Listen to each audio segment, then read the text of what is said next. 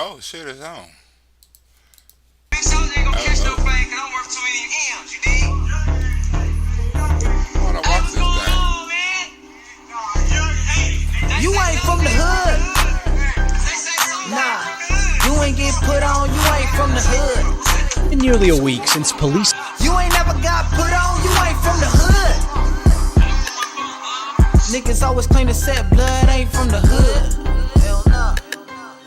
You ain't never got put on, you ain't from the hood. Oh, I live in the hood, ass nigga. Never got put on, always claiming the hood though. Oh, you fucking with the homegirl, but don't come to the hood with none of your damn homeboys. They don't get a pass. How the little homies press they ass, where your tattoos? Hey, your mama waking up to some bad news.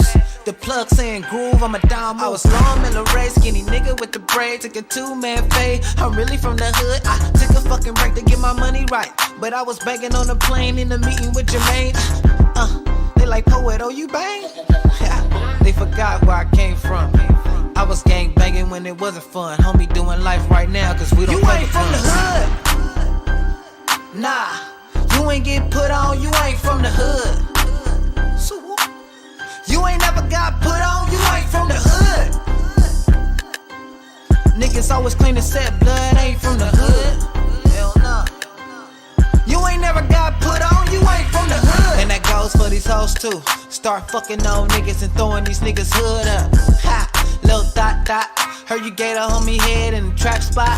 Got a throwaway in the stash spot. Boy, you not real, like a Sasquatch. Boy, I'm so high, I'm seeing astronauts. Boy, I ball hard, I need a mascot.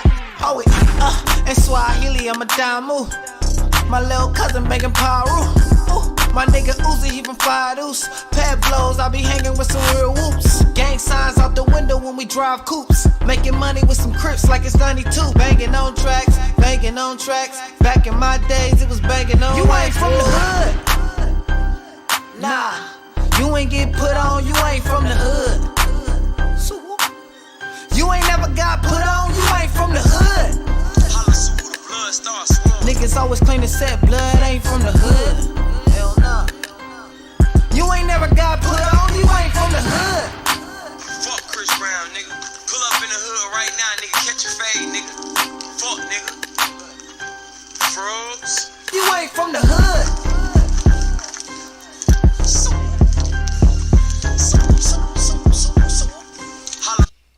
Why in the hell this thing ain't playing on my damn YouTube? What's up with it, people on the YouTube world? Matter of fact, let me record this thing just in case this damn thing get in trouble. Let me record this thing. What's up to my YouTube people up on this YouTube chat? Those who gonna come on here late, those who ain't on here. What's up? This is the Patreon live for the live chat for the Patreon, you know what I'm saying? Now, I want to get up in here, this story real quick, because I got a birthday party to go through, right?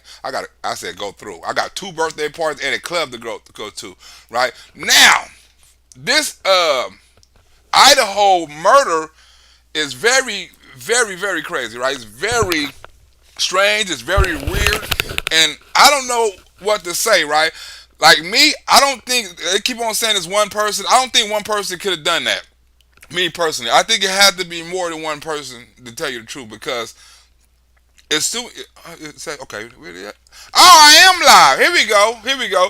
Who in the house? Michael Beck up in the house. Beth Roberts in the house. DC Cologne in the house. What's up with it? Born Bullshit up in the house. Salty Refi B in the house. DCL. Right now, it's some weird stuff going on about this.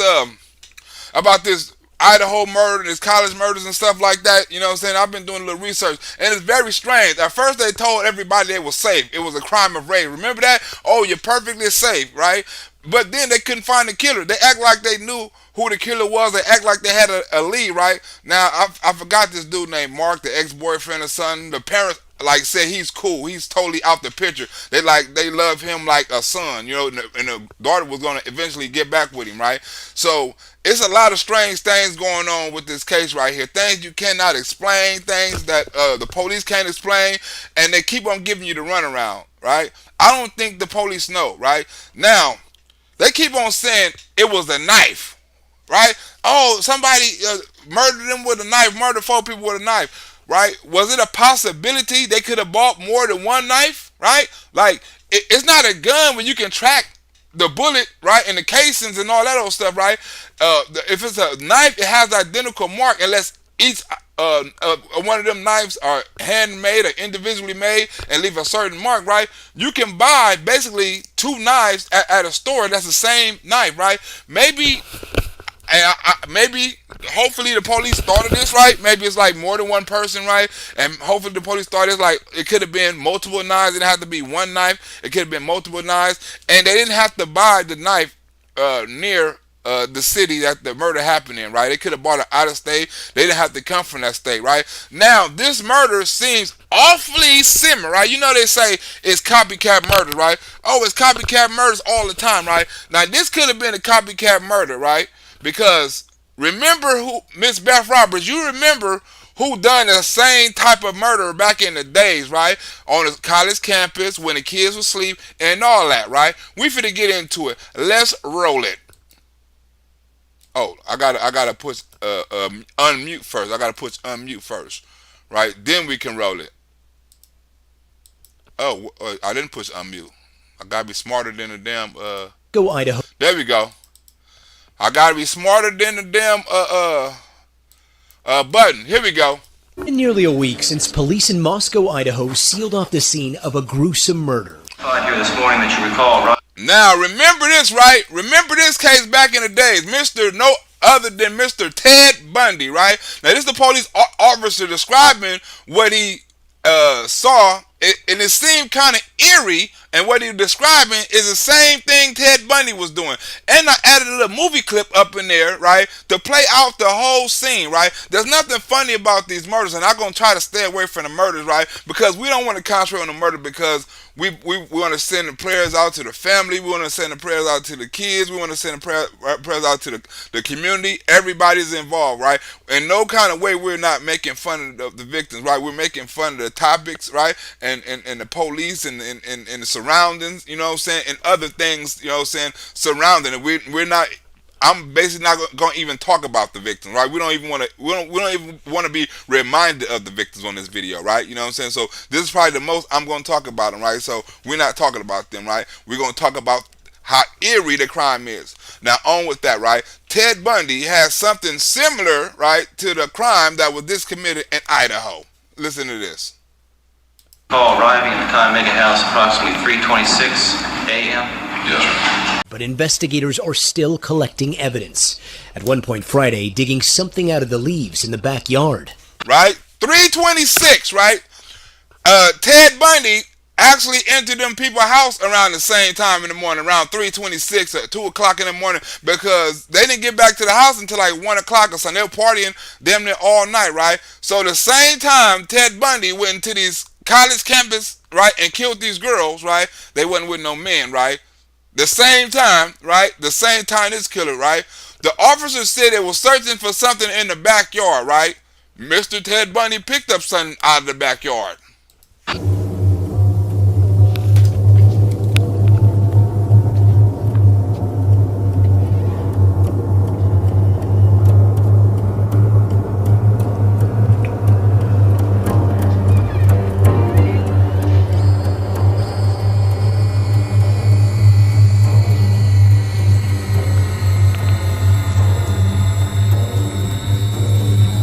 Ted Bundy Families was a of the permitted victims freak. in disbelief that the killer of 4 people is still on the loose. I don't understand how he's still on the loose, right?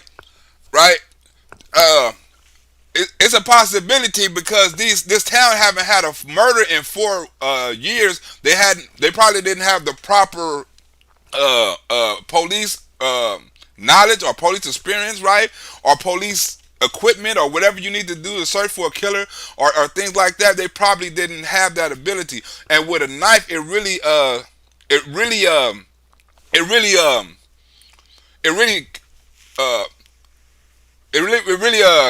what would you say, leaves out a lot of things, you know what I'm saying, to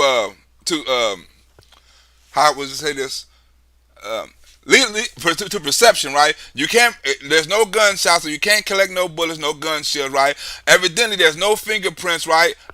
because I'm pretty sure if the dude had a knife and he was able to kill 4 people, I'm pretty sure he wore gloves, right? The only thing they probably can do, right? One of them said they was putting up a defense, so maybe when they put up a defense and he cut himself, maybe the blood mixed in, right? Maybe they can get a shoe side because blood is slippery. Maybe slipped on the floor. You know what I'm saying? Something happened, or something like that. Because it's impossible for you to leave that much blood on the floor and you not slip and slide, because people had to leak. They said it was multiple cut wounds, so people had to be leaking out of there, So this dude had to be an expert, right? If it was one person, he had to be a swift army, nice man or something, because one person can't kill 4 different people. That's impossible, right? And 2 of them was men.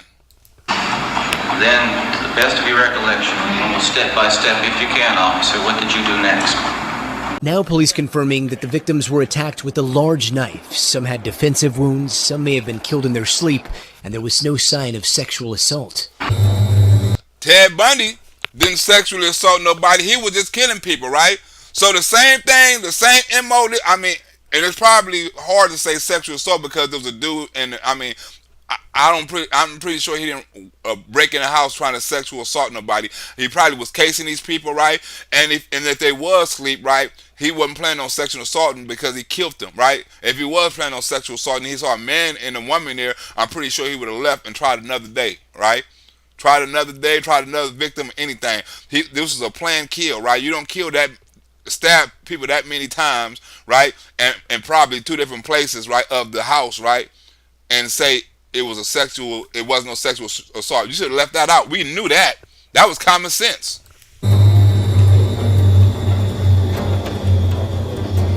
Look at Ted Bundy.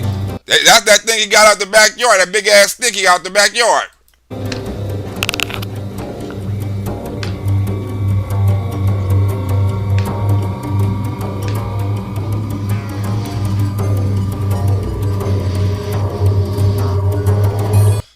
See, right? This is not, right? The house was 3 stories, right? This dorm was about 2 or 3 stories, right? So it's basically the same dynamics, right? 2-story, upstairs, downstairs, other people in the house, right? People downstairs didn't hear. Meanwhile, police remain tight-lipped over why they can't share who called 911 around 8 hours after the murders, but telling us they have ruled out the man seen near 2 of the victims in this video as a suspect, as well as 2 other females who were inside the home but unhurt when the attacks happened. It's mighty strange, right? How usually the police ask for the community help, right? Oh, we need the community help in catching this killer, right? We finna do this, right? If anybody saw this, right?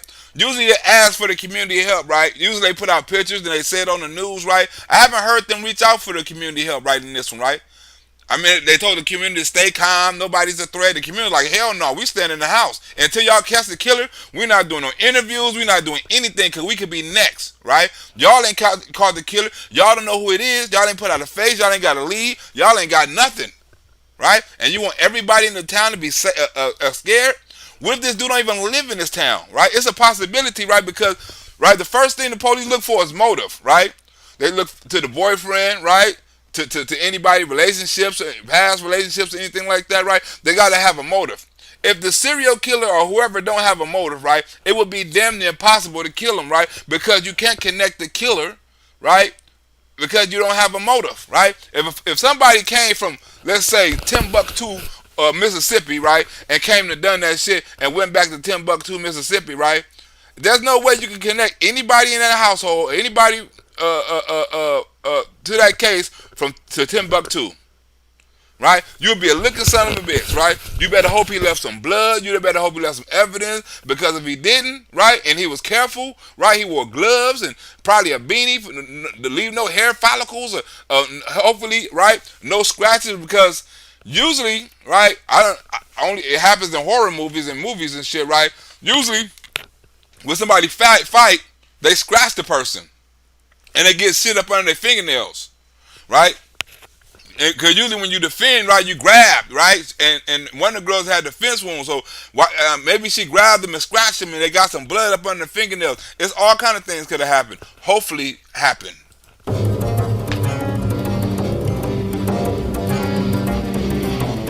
Look at old Ted Bundy.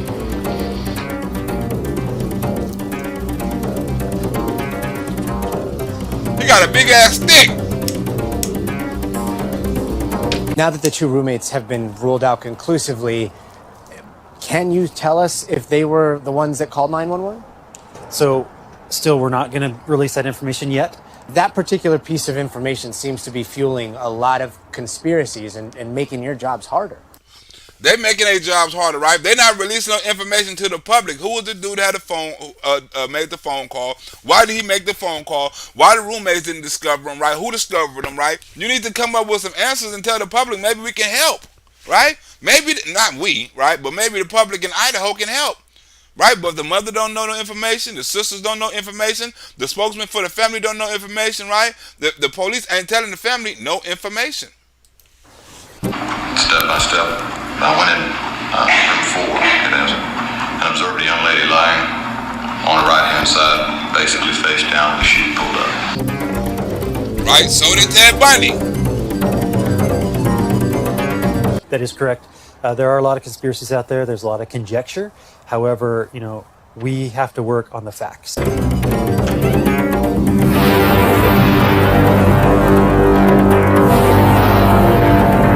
Initially, I observed a puncture wound through the nipple in the right breast. When the sheet was pulled off of her and she was moved to the floor. But the most pressing facts are still a mystery. No murder weapon, no motive, not even a suspect description. Now, how can you catch somebody with that, right? How can you catch somebody with no motive, right? Because don't nobody have no motive for killing these people. You got to have motive. That's one of the number things, right? Number one things. You don't have a weapon, right? And what, like, you can't trace that knife because you know how many knives out there like that, right? You know how many people bought them knives in America, right? Right? You don't know anything, right? You can't pin that murder right back to the person. You're going to have to track down all the knives in America that bought one of them knives, right? All the knives. You have to question all them people and see who all them people was, right? No matter how far back the knife was bought or anything, right? You got to track all that information down, right? That's going to be impossible. You can't get the weapon. And if you get the weapon, it's not like you can trace it like it got a serial number on it like a bullet. Like it doesn't leave a fragment unless the a piece of it broke off in somebody or something. But other than that, they can clean it, they can do all kind of stuff, put, you know what I'm saying, and put it back in the shelf and do all kind of shit, and you'll never know. Right? So what the Democrats gonna do now? Ban knives, right? Because it's a lot of people who go after police officer with knives, right? It's a lot of people knives and handguns are more deadly than assault weapons. Because you get up close on them, right? Most of the people we hear on these news things, you know what I'm saying, besides gang members, get cut and killed with knives. Right? But they have no description of the suspect, right? So how? No suspect, no weapon, and no motive. You basically don't have a case. So no matter how much evidence you got, you've been here a week and you still ain't got nothing. You still doing forensics. This is gonna be a cold case.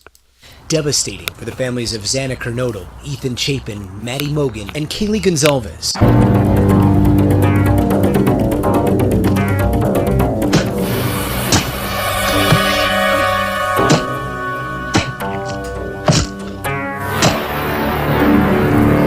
Awfully similar to Ted Bundy, break in the college dorm, right? Or college with college kids at and kill college kids. Awfully similar. Copycat murder. Can anybody say copycat murder? I observed a bloody mark on her right buttocks. Police saying they've received 500 tips on the case, and the father of one of the teens stabbed to death, saying it appears his daughter tried to fight off her killer. Wait, you got 500 tips, but you have no weapon, no suspect, and no motive. What good was the tips? Right? What good was the tips if you still don't have no leads? What good was the tips?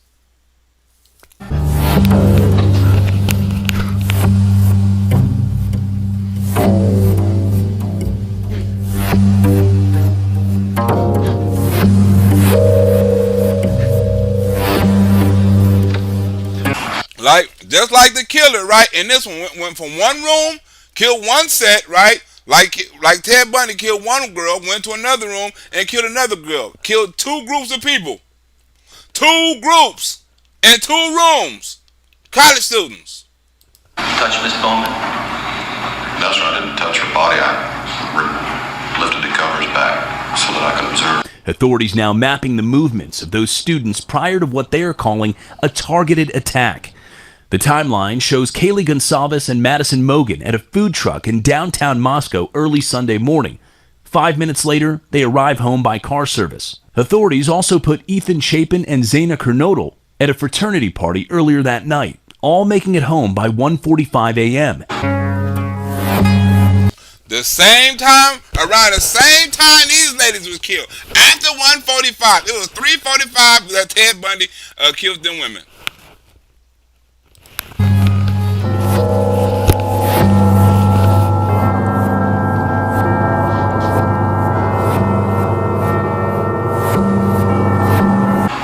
Describe what you saw when you lifted up the covers. As much detail as you can recall, and if you need to use your report, please feel That black lady like, child, this nigga crazy. free to do so. She was lying basically face down. There was a considerable amount of blood around her head.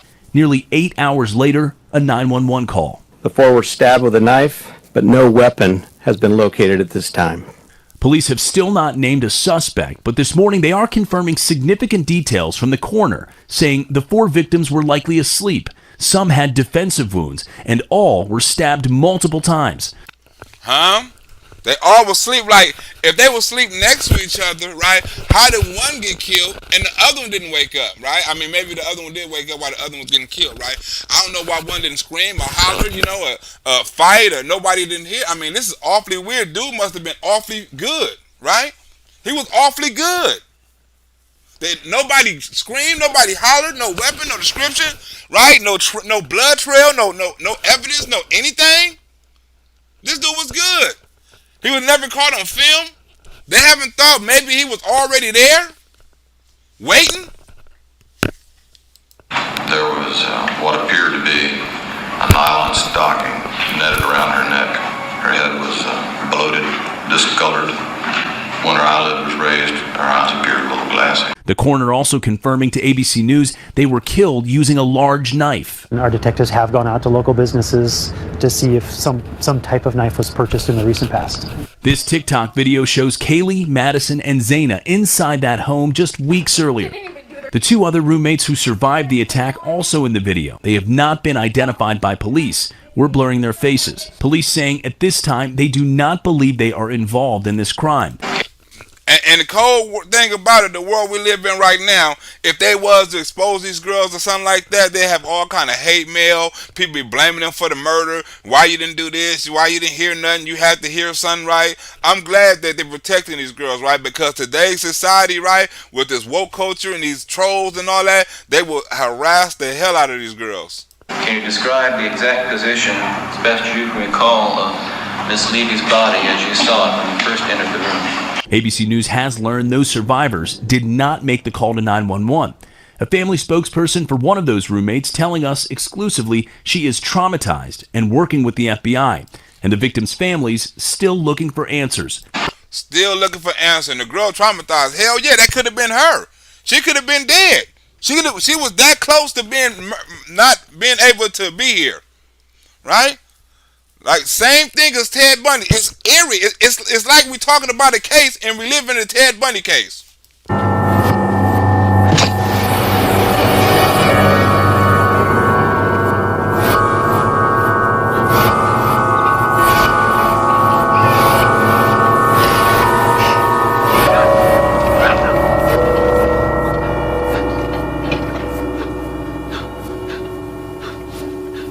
20-year-old Zaina Kernodle's father telling a local Arizona news station that he believes his daughter fought her killer to the very end. And that's awfully brave of that young girl, right? That's awfully brave. Bruises and just, maybe hurt by the knife or whatever. She's a tough kid. Whatever she wanted to do, she could do it. And the killings of these 4 University of Idaho students here at this house has shaken this tight-knit community. Police have increased their presence and patrols around town, and they continue telling residents to be aware of their surroundings and be vigilant, guys. All right, Mola Lang. And that's sad, right? We gotta send our prayers out to the family. Hopefully, that the mother, and the father, in the community that gets a healing, because it doesn't look like this case is gonna be solved anytime soon, right? They keep on talking about a weapon, right? The weapon is not important. I mean, if it's a knife, I'm pretty sure the dude was smart enough to take the weapon with him, right? I'm pretty sure the dude was smart enough to dispose of the weapon, right? I'm pretty sure, right? He wasn't. He wasn't. He was. Not, I mean, if he was this smart, you couldn't have caught him, right? He was smart enough to break in the house. He was smart enough to use a knife. He was smart enough to know who to kill first and how to kill, right? He was smart enough to get out of the house. He was smart enough to leave no fingerprints, right? He was smart enough, evidently, not get scratched, to leave any blood or anything, hair samples or anything, right? He was smart enough to not get caught on camera. Right? I mean, he was smart enough to do lots of things, right? And you think he's gonna be dumb enough to leave a weapon, right? There's no way in hell that they're gonna find this dude unless somebody come up, right, and say, "Hey, I know it," or I mean, but this dude, right? Evidently, he's somebody that's elite, right? You got to have a serial killer on your hand. You have to have one. You have to have someone that knew he was going to get away with it and wanted to kill and wanted to just sit back, and he's watching it on the news right now. He's probably watching on the news, giggling and getting kicks out of it because he knew he beat the police, right? He know. I don't think there's nobody in that community. That's a small knit community. Everybody know each other basically, right? It's a college town basically, right? Everybody know each other. They knew everybody at the burrito truck, right? It's a tight knit community. So they looking at it wrong. I don't know how long it's gonna be before they say, well, we just don't know, right? They keep on going back in the house looking for it, and which is good, right? But at some point they're just gonna have to say, hey, this is a cold case. There's no way we can solve it. Whoever it was outsmarted us, right? He's somewhere laughing right now, right? Probably for to do it again, right? I mean, he had to probably do it before, right? Because if you don't have no motive, right, that means it was random. It was random. It may be random for you, right? But it wasn't random for him. He didn't pick them victims by randomness, right? Evidently he was plotting them out. He knew what he was doing. He didn't do all of that, right? The security camera system, right? Get in, get out, not be seen, not leaving evidence, right? He didn't do all of that in one day off of this, like, I'm finna just do it. Right? It had to be somebody who was plotting for a long time and knew exactly what to do. Know the ins and outs, where they was gonna be, when they was gonna come back, right? The condition they was gonna be in, rooms they was gonna be in, the layout of the house, and all that. Because there's 3 stories: the downstairs, upstairs, and the top stairs. Dude has to know the whole layout about the security cameras and everything, security interests, everything. Right? So if they had no motive, right, and nobody close to him done it, it had to be somebody random, and that random person had to stake their ass out for a long period of time. Right? I mean, I'm not no expert, right? I'm just throwing out a theory, but until the police give us more evidence on what they got, what I'm saying, as far as facts, right? All we got is theories and conspiracies and stuff like that, until the police satisfy, because our education, I mean, our thirst for facts, right, is going to keep on being conspiracy theories. What else do we got? Right? It has to be something. If you telling us the killer ain't been caught, you ain't got no weapon, or you ain't got no description, well, that's telling us you ain't got no case, right? Right? Because any other time you be like, well, we need to talk to somebody, we got somebody, a person of interest or something like that, or something like that, because you want the person to fuck up. You want that person of interest to make a mistake, right? You don't want that person of interest to know you watching them, right? But if you say we ain't got this, we ain't got that, we ain't got this, right? The perk or the whoever done that feel like he perfectly safe. He perfectly got away because he left nothing up for speculation. He left no evidence. He's not worried about anything because guess what? You're satisfying his knowledge for about if he fucked up or not, if he made a mistake or not, by your lack of evidence and your lack of pursuit. The family coming out and say they don't know nothing, right? And either that or everybody lying and everybody got a tight knit and everybody playing a role, right? It's either or. But I want to thank y'all, right, for coming out. Right, I'm gonna be doing a little shows on Patreon because both of my YouTube pages blocked, my Facebook is blocked, and everything just for downloading the video. I got 2 strikes. I won't be able to go back on YouTube for about another week, you know. But you can come on here. I'm gonna be doing little short lives, little 30-minute lives and stuff like that. I'm gonna get short topics. I'm gonna try to do 2 a day, you know, something like that. But you know, saying do little short 30-minute shows and stuff like that. I just want to see this. My first show in here doing a live, so there's many more to come, so stay tuned. I want to thank y'all for joining my Patreon, and like I say, there's more shows to come. Let me go to this birthday party.